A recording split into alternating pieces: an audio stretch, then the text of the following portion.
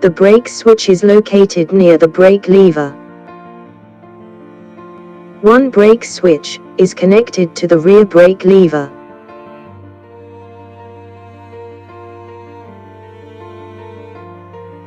And the other brake switch is connected to the front brake lever of the scooter.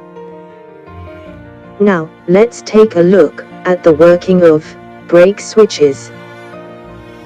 When the front brake lever is pressed, the brake switch completes the circuit, and the brake light bulb located at the rear of the scooter lights up. Also, when the rear brake lever is pressed, the brake switch completes the circuit, and the brake light bulb located at the rear of the scooter